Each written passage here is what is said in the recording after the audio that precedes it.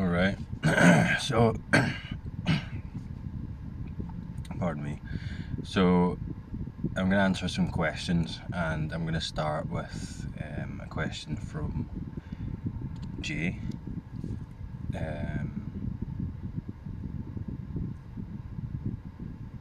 And this question is about, sorry, I need to go sideways to read the question, so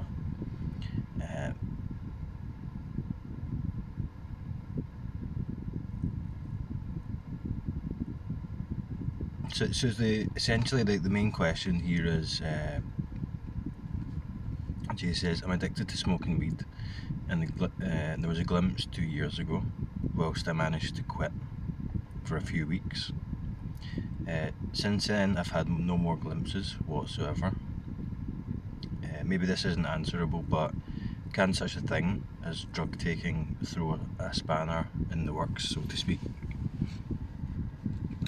So of course, as the long time followers, subscribers know, I've got thorough experience with this, and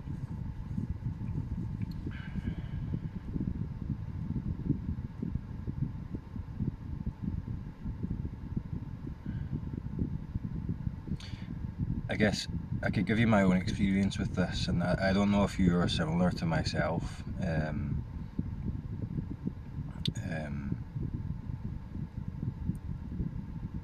The addiction for me, and I did the same thing. I smoked weed for every day for a number of years. The addiction for me was a symptom.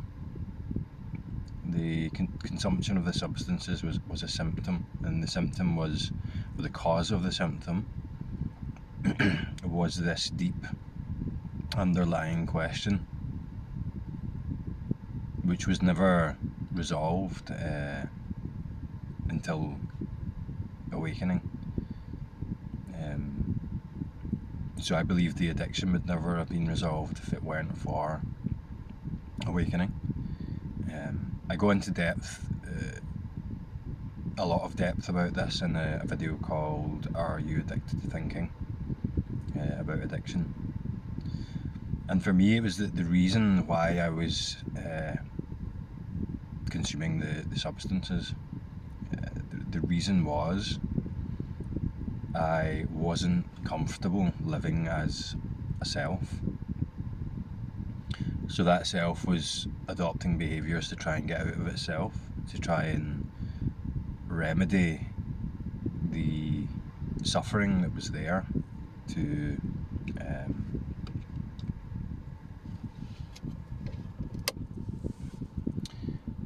get rid of the not rightness of experiencing life, living life as a self. And that's what I would class as a true addiction, because there are some people who engage in habitual behaviours like smoking weed, but it's different. It was different for me. It manifested as a real debilitating addiction. The behaviour started to have a profound self-destructive negative effect on my life.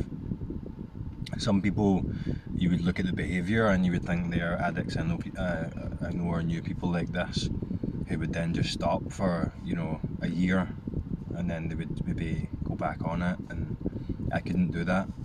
It was either abstinence or full engagement. So I think I mentioned in my comment response that I might have some conditioning and biases with this based on my own experience, and I'll just, the only thing I can really give advice on with this is as a true addiction, as a true attempt to feel better, whilst living life as what can be intuitively sensed as a not right illusion, as an incomplete, separate, discrete entity. that was at the core of the behaviour for me. And the substances mimicked a spiritual experience. They had a lot of similarities in their effect to awakening, but it wasn't. It was still framed in that subjective personal experience, and it didn't last, and it led to me chasing that by repeatedly engaging in more and more extreme instances of drug abuse. So it became so extreme for me that, or my pathology with addiction was like the most extreme version of it that probably exists. And it's quite a rare thing, but there is a whole spectrum of that as well, with the same function. And how you can tell is that I guess there are objective ways you can classify this as an addiction, but I think what's more important is intuitively, do you feel like it's something you're saying to yourself, I need to stop this, because you know that you're doing it for the wrong reasons. You're doing it out of desperation, not because you're inspired to explore experience. So it's not really about the enjoyment anymore, although that remains for a long time. It's more about getting out of something. So if you can relate to that, I would say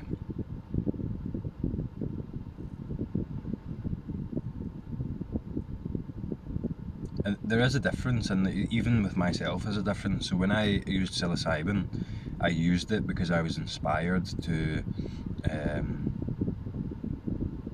explore the depths or the limits of experience, to answer some questions.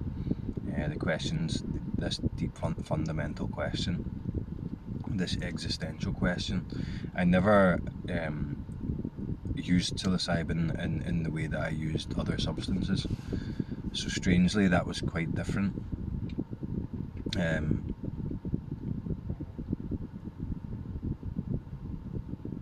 But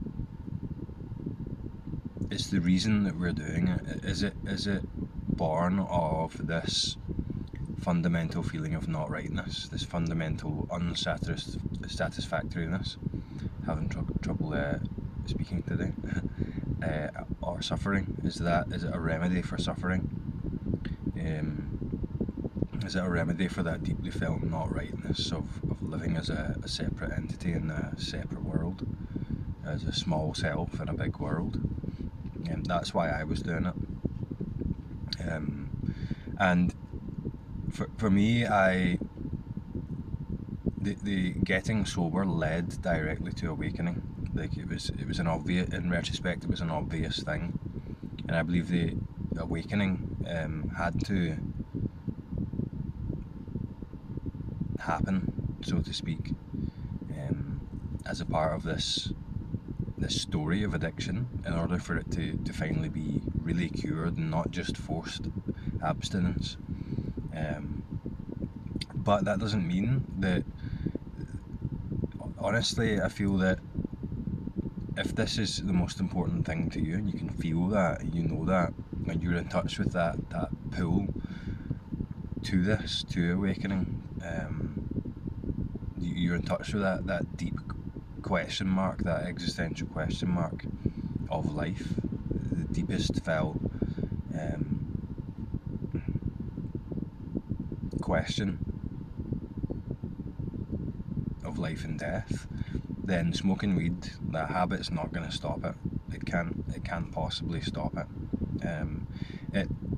Continuing to engage in that cycle, in that behaviour, which is only there, if it's the case, only there to make the person feel better whilst experiencing life in an illusory way.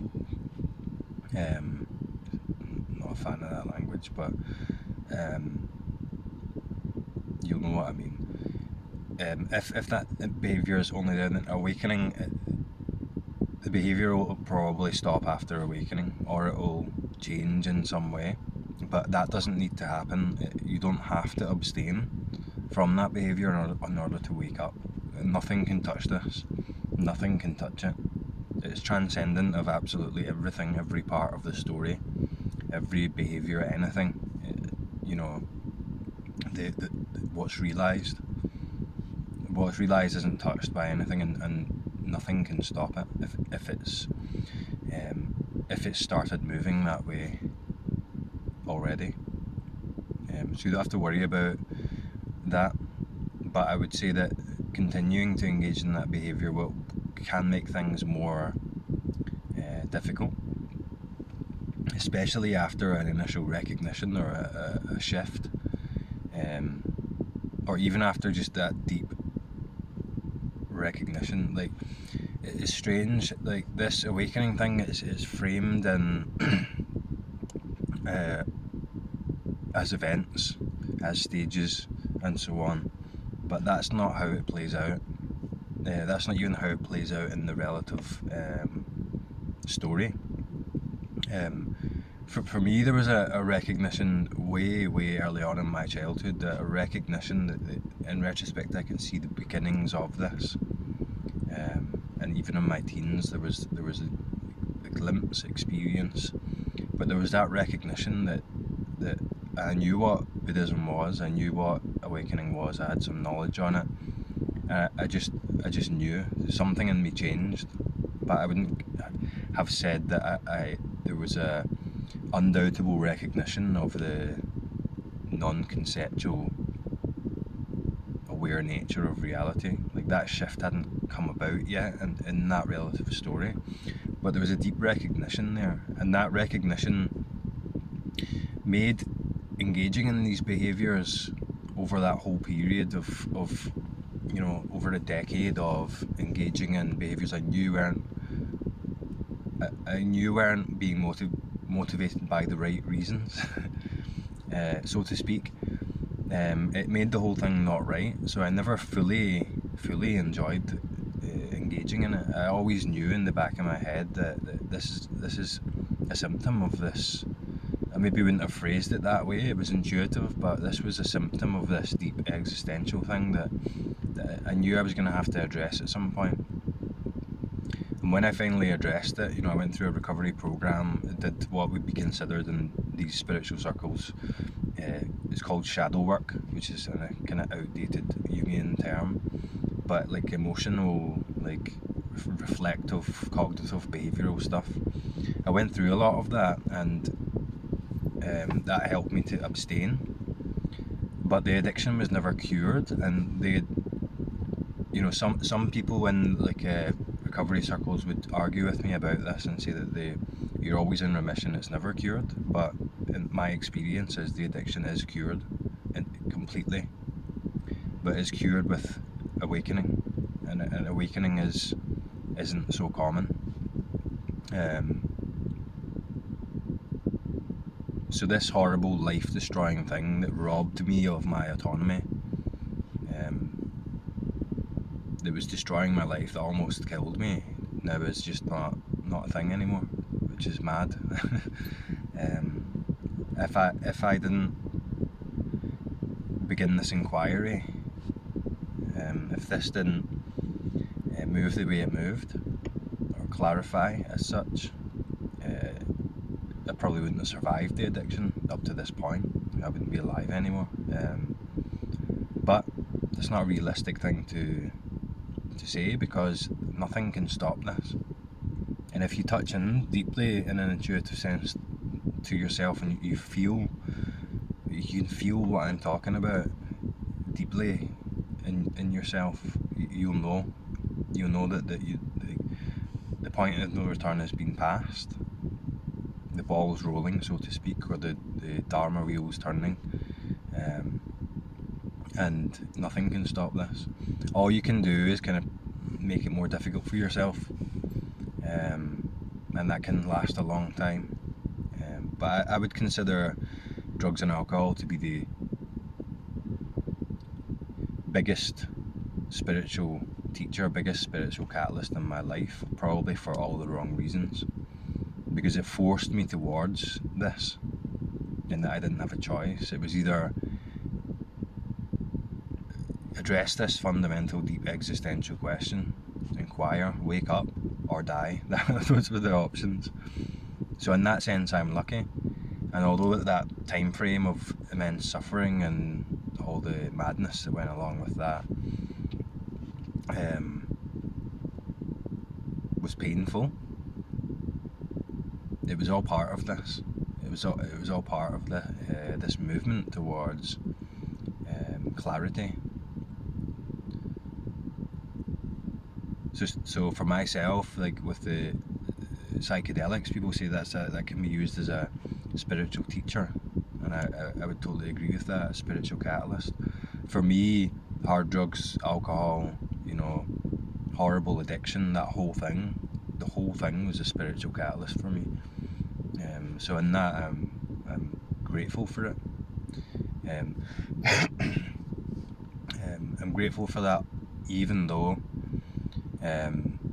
that pathology has killed a lot of my friends or people that I know, destroyed my family, my dad, all that kind of stuff, which I've kind of touched on before.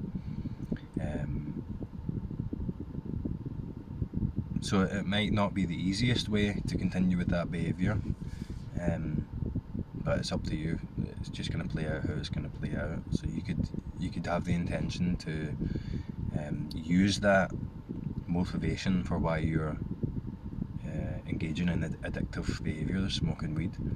You can use that to your advantage in this. You can harness that power, harness the power of that question that's at the core of it, and use that to clarify what I'm always talking about in your experience. I will say that, this could be nonsense, but I will say that based on the way you've described that, and that, when you're engaging in the behaviour essentially is like an ignoring of this fundamental question, and then when you stop the behaviour, there's clarity, there's a glimpse. Just based on my own experience from the way you're describing it, it sounds very similar to myself. So if it is that catalyst, if that you have that catalyst there, and you've passed that point of no return, this is happening, then this can clarify for you very, very quickly, if you're skillful about the inquiry. So I hope that helps, and I hope I've not just made a whole bunch of biased assumptions, but let me know. So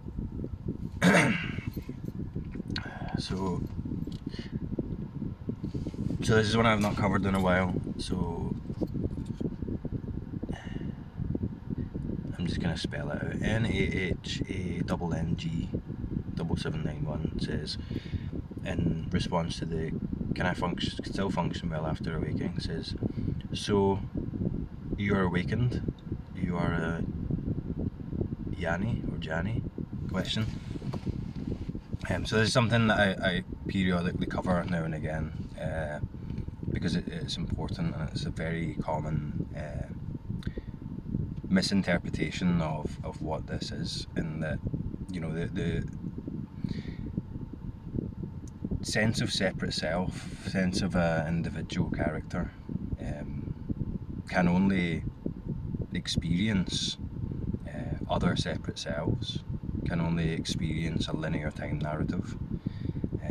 It imputes meaning onto things, ownership, personal ownership onto things. It will only ever look at awakening as an event or as a personal attainment. Of course, the point of this channel is the realization of no self. There never was a self.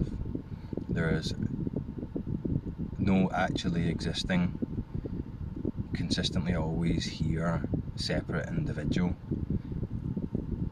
through which we're living life in a separate world as the subject. A very difficult thing to point to in language. And the language I use fails a lot. But from that misunderstanding, it's always going to look, this channel's always going to look like there's a guy here called David who is claiming a personal attainment called awakening that happened to me in my story in a linear time narrative. So I can never answer yes. Someone that asks me, are you enlightened? I can never answer yes to it honestly, because there's a misconception in the question already. It's not a skillful question to ask. I'm not saying there's anything bad about it, it's just not a skillful question to ask. And for myself, I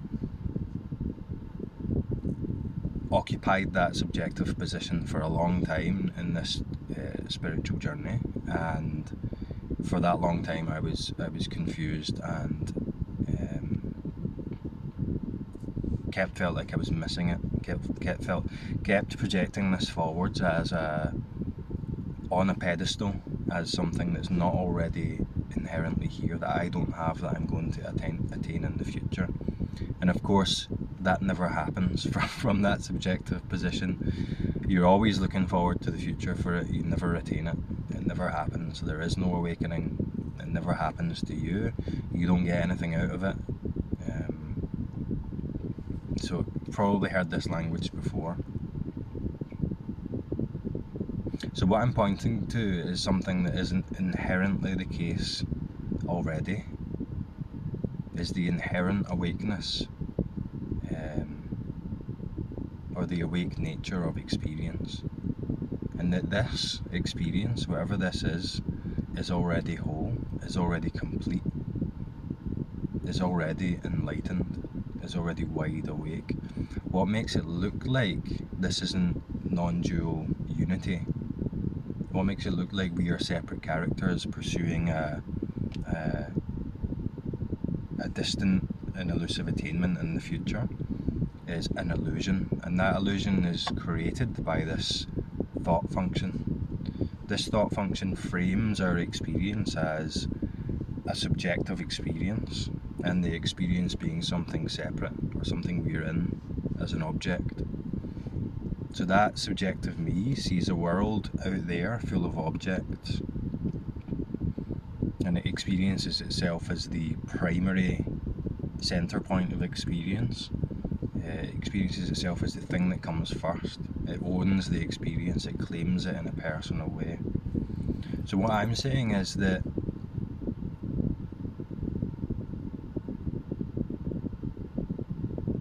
through this inquiry process, it becomes clear that there is no me here. There is no outside world. There isn't the discrete, separate entity in here, moving through an outside world, relating to something separate from it. There aren't separate things. There aren't separate people with their own inherent existence, with their own separate lives. There is just oneness. There's just a non-dual, mysterious, simultaneously interconnected, again the language fails, beautiful experience that is already inherently at peace, already inherently whole, inherently perfection, clearly unified in a way that that sense of the separate person can never understand, can never comprehend. And whoever's watching this video, you can realise that it's not some elusive thing in the distance. It's in your experience now. It's not part of your experience, it is the experience. Your nature is wholeness, your nature is peace, your nature is oneness. And you can recognise that. And it's not some elusive thing in the future. It's not something that you're going to claim. It's not your mental projection of what you think that's going to be from the position of the character or the separate self. it's inherently this anyway. It only ever looks like a paradox from the position of the separate self. That's why we keep overlooking it. That's why it eludes us for a while. That's why we put people who, like myself, who point to this on a pedestal and say that they've attained something that I don't have, and that's not true. What I'm talking about, you already have. Or you could say we have that in common, but it's not even that we have that in common. We are that. We are that already. And you can see that right now. If you don't make a thing of it as something in the future, you can realise that simply right now. And this realisation goes to depths unimaginable. Such that it's not something that the sense of separate self, that character, it's not something that it can either understand or even experience, because it's not an experience. You could say it's what gives rise to a personal experience.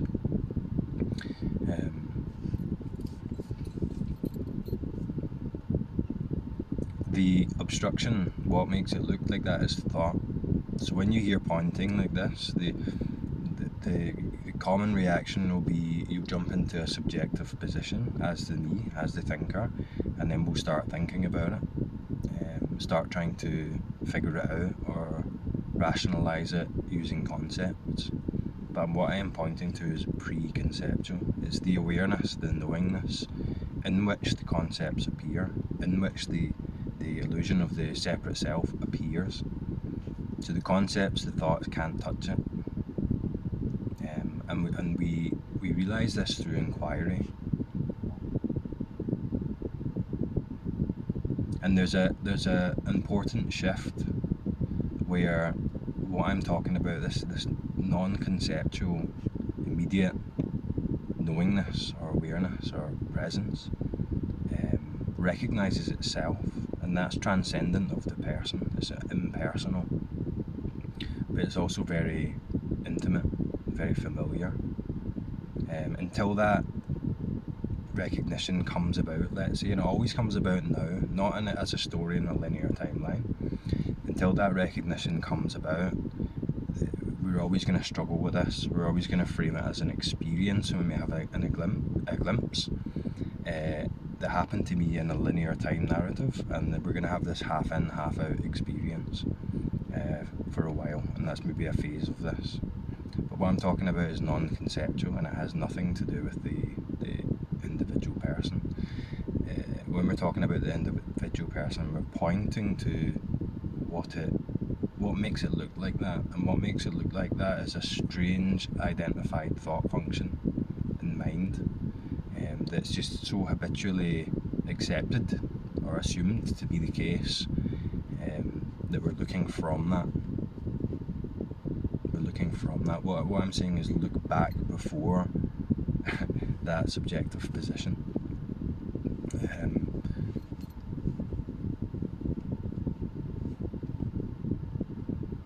And your spiritual practice becomes quite autonomous, like quite.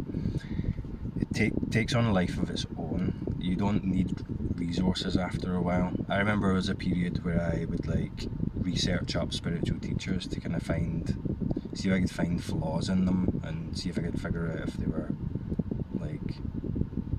like at some certain points I was so full of doubt that I thought they were delusional.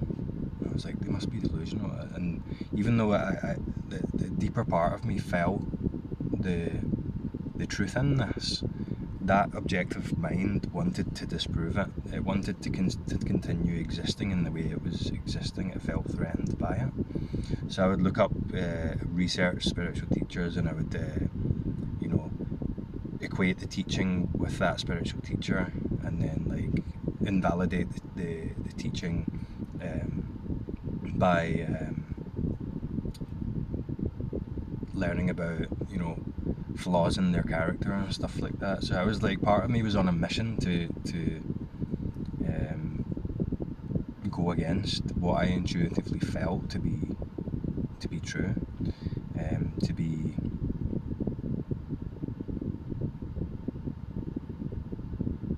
liberation, the end of suffering. like I could feel that immediately, and I knew that was.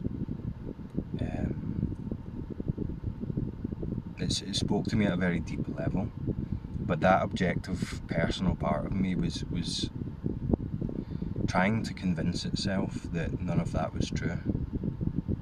It was kind of, and it had a very like pessimistic and negative quality to it. So there was a kind of dance between these two kind of aspects of this experience for a while. But when that shift happened, when that recognition came about, it was no longer a question anymore, and that whole part of the personality of this mind-made self, this character, just kind of faded into the background, and didn't have to believe the thoughts anymore. There was something much more real here that I had immediate ongoing access to, so to speak. Maybe a bad way of putting it. That just takes care of everything. It takes this all the way. So it's that recognition, that realisation that's important. And after that, things get so much more simple and less confusing, to the point where they're not confusing at all. It's there's a great peace in it.